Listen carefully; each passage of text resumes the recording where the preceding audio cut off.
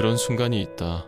가끔, 아주 가끔은 내가 꿈을 꾼 듯 그 사람과 만났던 순간들을, 그 시간 속에 그 안에 참 많은 게 있었던 순간들을. 어느덧 다시 추운 계절이 왔다. 출근길 문을 열고 밖에 나오면 땅에는 하얗게 얼음이 붙어 있었다.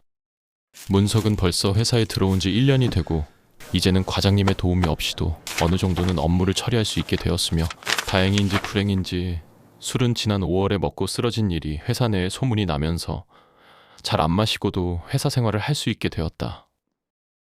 문석은 찬바람이 머릿속을 헤집어 놓는 곳을 지나 회사 문을 열었다. 오늘도 항상과 다름없는 하루, 메일은 쉴 새 없이 쏟아졌고 전화기 또한 계속 지금 울어댔다. 바로 확인해 보겠습니다. 정신없이 오전 시간을 보내고 팀 선배들과 회사 식당으로 갔다. 우리 문석이 이제 신입 받겠네?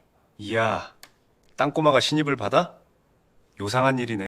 야야, 그만 좀 놀려. 너네 그러다 문석이한테 큰 코 다친다. 아참, 문석이 이제 업무는 완전히 숙달됐지? 완전이라고 하긴 힘들지만 이젠 크게 실수는 안 하지 않을까요? 문석의 조심스런 말에 과장님이 씩 웃는다. 이젠 드디어 좀 믿음직해. 그래도 큰일 생기면 꼭 말해야 한다? 네. 점심을 먹고 선배들과 간단히 커피 한 잔을 들고 자리에 앉았다. 사람은 말이 씨가 된다고 하던가 앉자마자 새로운 메일을 열어본 문석의 얼굴이 새하얗게 식어갔다.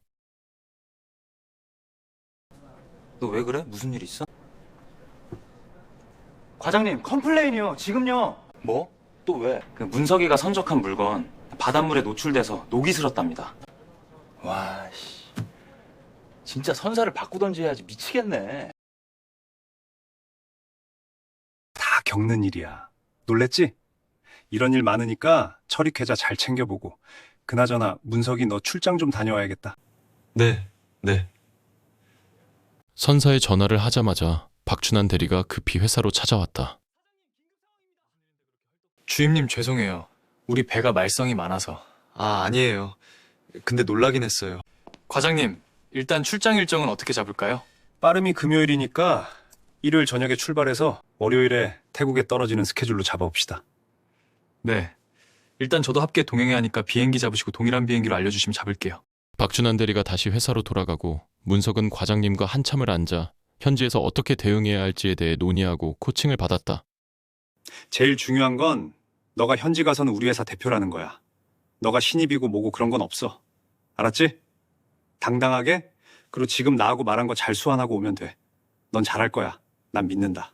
과장님의 말에 문석은 긴장된 마음을 추스르지만 아무래도 이번 주말은 편한 주말이 되진 않을 듯 싶었다. 처음 나가보는 해외인데다가 처음으로 스스로 업무를 혼자 처리해야 한다는 생각이 긴장감과 무게감이 더 컸다. 주임님, 주말 동안 피곤하셨나봐요. 눈밑이 까매요. 그런가요? 문석은 얼른 뒤를 돌아서 핸드폰으로 눈을 보았다. 자자, 주임님 이제 티켓팅하고 출국장 들어가시죠. 주임님, 걱정되세요? 네. 사실 좀 너무 걱정 마세요. 저도 같이 있잖아요.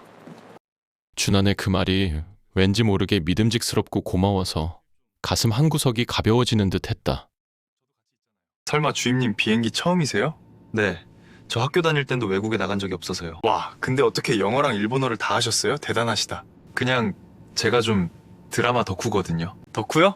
엄청 보셨나봐요. 준환과 처음으로 오랜 시간 도란도란 이야기를 하다가 문석의 눈꺼풀이 슬쩍 감기기 시작한다. 주임님 졸리시죠?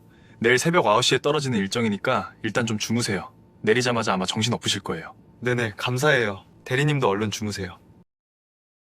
비행기가 아래로 내려가는 느낌에 문석은 눈을 떴다. 옆을 보니 준환이 한참을 자고 있었다.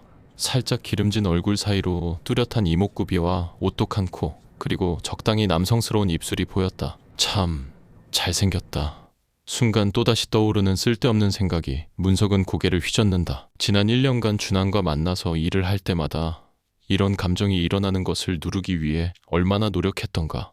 절대 이런 생각을 가져서는 안 된다. 문석이 고개를 젓는 기척에 준환이 잠에서 깨어났다. 주임님 잘 주무셨어요? 네, 대리님 굿모닝이에요. 문석이 귀여웠는지 준환은 씩 웃는다. 잠시 뒤 비행기가 착륙했고 공항으로 나가서 출국 절차를 마쳤다. 3박 4일의 출장 일정은 말 그대로 정신이 없는 하루하루였다. 3일의 미팅이 끝나고 준환과 문석의 설득 끝에 녹이 쓴 물건은 반품없이 고객사에서 수용하는 것으로 결론이 났다. 그러고는 호텔로 돌아와 과장님께 연락을 드렸다. 문석아, 어떻게 됐어? 문석은 그동안의 상황들을 과장님께 말씀드렸다. 잘했는데 오늘은 좀 쉬어.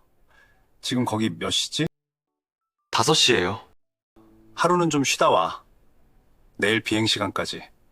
고생 많았어. 과장님의 격려를 받고 문석은 일이 모두 끝났다는 사실에 긴장감이 훅 풀린다. 갑자기 알림이 울렸다. 며칠 전 깔아두었던 어플에서 난 소리였다. 사진이 없는 사람. 그래도 외국에서 한국어로 메시지를 받자 반가운 마음이 들었다.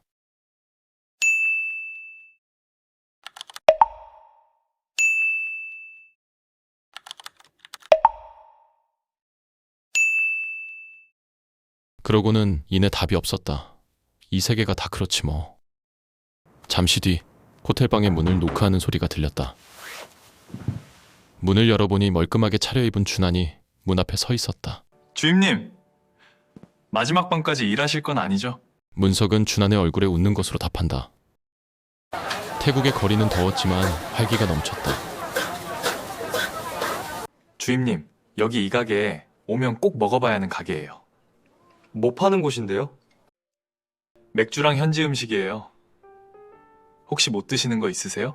아, 아니요. 전 못 먹는 거 하나도 없어요. 문석의 얼굴과는 달리 의외로 문석은 평범했다. 주임님 이번에 고생 정말 많으셨어요. 근데 생각보다 정말 잘하시던데요? 아니에요. 이번에 너무 긴장을 많이 해서 어떻게 지나갔는지 생각도 안 나네요. 그래도 처음으로 주임님이랑 이렇게 오랜 기간 이야기해보네요. 그러게요. 근데 대리님 너무 든든했어요. 저 혼자 있었으면 떨다가 끝냈을 것 같아요.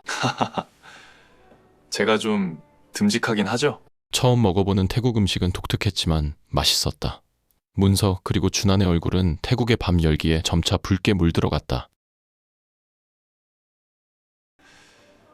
주임님, 저 근데 여쭤보고 싶은 게 있는데요. 네, 말씀하세요. 혹시 이쪽이세요? 이쪽이 뭐예요? 아, 준환이 핸드폰을 꺼내고 잠시 손을 움직이는 듯 하더니 조심스레 문석의 앞에 놓는다.